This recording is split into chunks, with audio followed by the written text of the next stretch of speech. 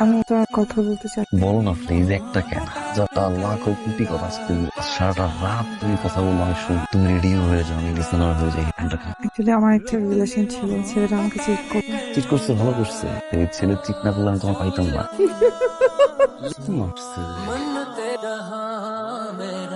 Sorry. আচ্ছা, আমি কি ঘুম থেকে উঠতে চাই, আমাকে উঠানো, কপালে একটা চুমু, সাথে এক কাপ চা। সুমা ছি,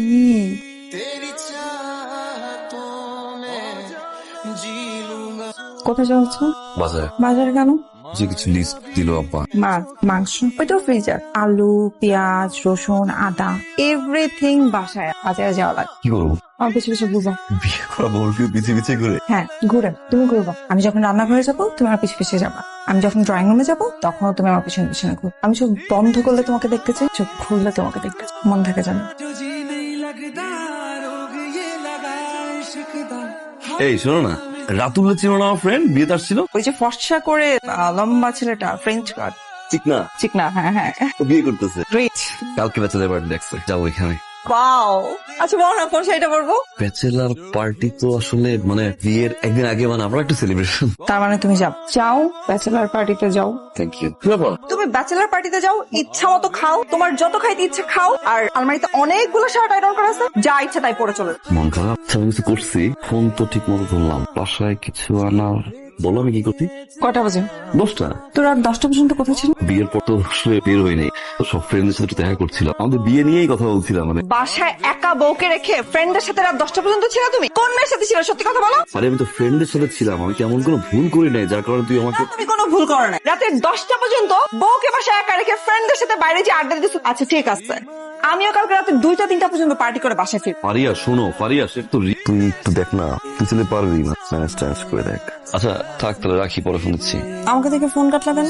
কার সাথে কথা বলতেছিলাম? আমি তোমাকে রুমের বারান্দা, ওয়াশরুম সব জায়গাতে খুঁজে আসছি, তুমি রুমে নাই। তুমি এখানে বসে বসে কার সাথে কথা বলতেছিলা? আরে একটু ফ্রেন্ডদের সাথে কথা বলছিলাম। ফ্রেন্ডের সাথে তো তুমি আমার সাথে শুয়েই কথা বলতে পারতে, এইখানে এসে লুকায় কথা বলার কি আছে? নাকি কোনো মেয়ের সাথে কথা বলতেছিলা? ফারিয়া তোমার ঘুমের ডিস্টার্ব হবে, এই জন্য আমি এখানে এসে কথা বলছিলাম। তুমি আসলে লুকায় লুকায় কোনো মেয়ের সাথে কথা বলতেছিলা, তাই না? দাও ফোন দাও, দেখি না ফোনটা দাও। তুমি ফারিয়া আমার ফোন চেক করবো তুমি? ইটস ওকে, নেক্সট টাইম এই ধরনের কাজগুলো আর করবা না। রুমে বসে কথা। তোমার মানি ব্যাগে 5,000 টাকা ছিল, এখন 4,000 টাকা নাই, 1,000 টাকা আছে। তুমি 4,000 টাকা কি করছো? বাসায় কিছু জিনিস দরকার ছিল, আমার মেডিসিন আর কিছু টুকিটাকি। বাসার জিনিসপত্র কিনতে চলে গেছো। তুমি টাকা ইনকাম করো, তুমি জানো কিভাবে টাকা ইনকাম করে, কতটা কষ্ট হয়। আর তুমি এমন কেন? তোমাকে ডানে চলতে বলে তুমি বামে চলো, বামে চলতে বলে তুমি ডানে চলো। তুমি তো কোনো কথাই শোনো না। তোমার কি কোনো রেসপন্সিবিলিটি নাই? তুমি আমাদের ফিউচার নিয়ে ভাবো না? তোমাকে তো আমি বলছি প্রতিদিন 500 টাকার বেশি খরচ করবে না। তুমি কি করছো? কেন আমি বাচ্চা কিন্ডার গার্ডেনে পড়ি যে আমাকে তুমি টিফিন খরচ দিবা গুনে গুনে? দেখো এই 1.5 মাসের সম্পর্কের জন্য আমি আমার বন্ধু বান্ধবের সাথে মিট করতে পারি না, অথচ যারা 10-12 বছর ধরে আমার সাথে ছিল। সেদিন আমি বিয়ের 1 মাস পরে আমি ফ্রেন্ডদের সাথে দেখা করতে গেছি। রাত 10টা হয়েছে ওকে, রাতে কথা বলছিলাম, আমার ফোন চেক করছো। বিশ্বাসের ঘাটতি তোমার। আমার মানি ব্যাগে তুমি হাত। সমস্যাটা কোথায় ফারিয়ে জানো? তুমি ধারণা করছো ডোমিনেট করে, চিৎকার চেঁচামেচি করে আমাকে হাতের মুঠে রাখতে পারো, কন্ট্রোল করবো আমাকে। হয়তো তুমি এটা ভাবছো বা কেউ তোমাকে বুদ্ধি দিচ্ছে, এটা ভুল ধারণা ফারিয়া। টক্সিক সম্পর্ক, টক্সিক রিলেশনশিপ কখনো স্থায়ী হয় না। আজকে সন্দেহ করছো, কালকে চলে চিৎকার করবা, পরশুদিন গালাগালি করবা, তারপরে গায়ে হাত তুলবা। একটা সময় গিয়ে এটা বাড়তে বাড়তে বাড়তে বাড়তে ডিভোর্স হয়ে যাবে। মারিয়া কথাগুলো হাসি দিয়ে বলতে পারো।